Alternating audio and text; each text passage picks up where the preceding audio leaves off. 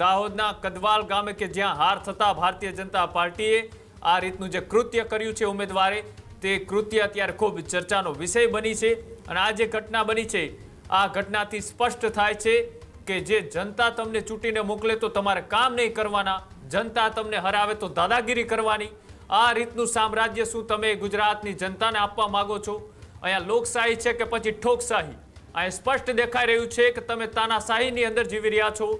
તમારી હાર એ તમને પચતી નથી અને તેના જ કારણે આ રીતનું તમારે કૃત્ય કરવું પડે છે.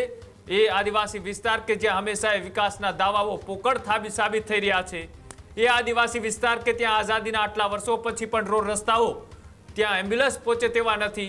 અને જેટલું કામ એ સરકારે કરવાના પ્રયત્નો કર્યા છે, એ કામને પણ તમારી હાર પાછળ તમે બગાડવાનો પ્રયત્ન કરો એ કેટલું યોગ્ય?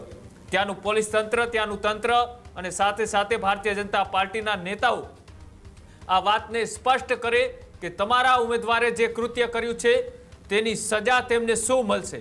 તમે જે રીતના અનેક જગ્યાએ એવા દાવાઓ કરતા હોવ છો કે ગુજરાતમાં કાયદો અને વ્યવસ્થા તોડનારને ચોક્કસ કડકમાં કડક સજા મળશે, પણ જે રીતના એ સરકારે વિકાસ કરવાનો પ્રયત્ન કર્યો, સરકારે ત્યાં સ્ટ્રીટ લાઇટ પહોંચાડવાનો પ્રયત્ન કર્યો અને માત્ર એક સ્થાનિક સ્વરાજની ચૂંટણીમાં હાર પાછળ તમે ગામના વિકાસને તોડવાનો પ્રયત્ન કરો એ કેટલું યોગ્ય?